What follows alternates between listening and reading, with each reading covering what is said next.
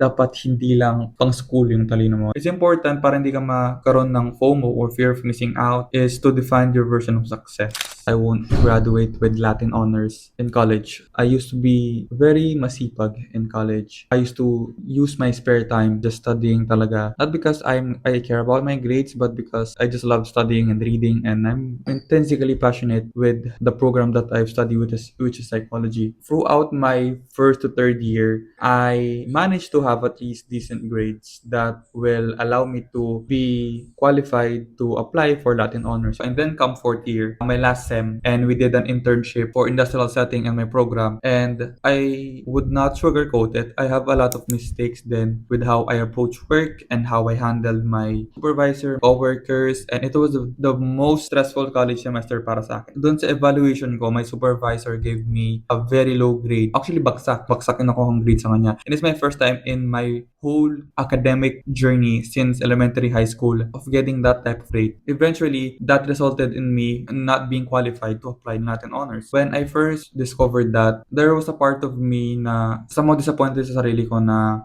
after all those years, ngayon ka pa babagsak. Pero the majority part of myself didn't even care on that experience of having that grade. And sinabi ko din sa my mom, and she said na actually nonchalant lang siya eh. She was not shocked because she was the one who always remind me na dapat hindi lang pang school yung talino mo. Learn how to make money, you should learn how to handle finances, you should learn how to have life skills. Siya yung nag-mindset sa akin na dapat huwag ka masyado mag-focus sa academic accolade. I'm grateful that she conditioned myself to have that mindset ever since. Ngayon nakagraduate na ako as an average student. I'm not really sad. I mean, sinasabi ko na lang sa sarili ko, this was never my version of success. And in the long run, in the grand scheme of things, hindi naman nito maaapektuhan negatively yung mga totoong goals ko sa buhay. And it will not prevent me to become successful in life dahil lang hindi lang ako nagkaroon ng Latin honors. Deep down, when I first entered college, never kong sinet yung expectations and yung goal na yun sa sarili ko. I never said to myself, okay, I need to get this Laude, I need to get this Latin honor. I was never raised by my mother to be obsessively fixated on academic grades. I'm not saying that it's inherently bad, but I'm just someone now, I don't really care about the grades that I have as long as I'm learning and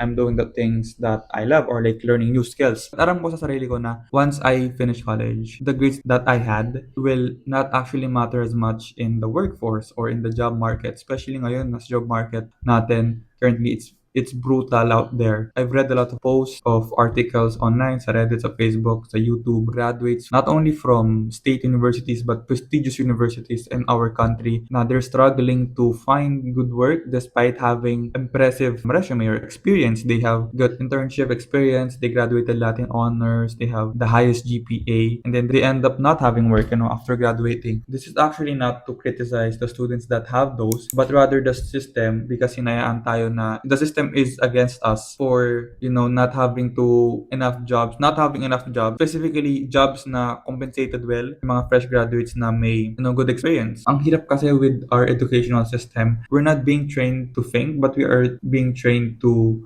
pass, if that makes sense. When I was still in my earlier years and I was studying, there's a part of me that said na ito na yun, like ito lang yung inaaral ko, like gusto ko pa mag-aral ng ibang bagay. I don't feel that the traditional programs of education that we have right now, it's not enough to us to become at least fully competent in terms of education. I don't think they're fully responsible naman sa pag-aaral mo. Sabi nga ng isang quote na nabasa ko, the only real education is self-education. So at the end of the day, yung mga teachers mo, yung mga lecturers mo, they're all just there to support you. In the end of the day, ikaw pa rin yung magpo-force sa sarili mo para matuto. Ngayon nga na nasa age na tayo ng AI, we are in the age of information, may AI na, may internet, may social media. It is easier than ever to learn and acquire new skills. You can literally virtually learn anything that you want. So it's easier than ever to become educated, but it's easier than ever to become distracted because there's doom scrolling, there's lumalayo na yung mga generation natin in terms of reading. Sa country namin, there's a growing sense of anti-intellectualism, smart shaming. There are a verse of people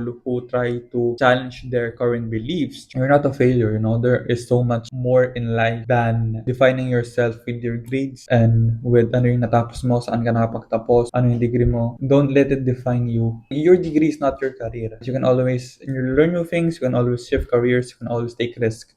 Especially na nasa age na tayo ng information, ng AI, it's easier than ever to learn, but you have to be willing to learn. It's important para hindi ka makaroon ng FOMO or fear of missing out is to define your version of success. If you're someone na you define yourself with your academic, accolade, there's nothing wrong with that. But it's different for each and every one of us. I'm not discrediting the value of education and hard work. I'm actually promoting it. I was grateful that I still put the effort in studying and getting those grades initially because ang goal ko naman talaga doon is not to get the grades but to develop my attitude in terms of work ethic, in terms of learning, developing my studying habit, developing discipline and consistency, and developing that innate curiosity to learn new things. And now na I will be graduating, so I still have those qualities in myself. And I'm not saying that those are the only things you need to become successful, but those are at least a baseline for you to build the foundation of success that you want to have in the future. That's how I refrain myself whenever I think na, okay, I'm a failure because I didn't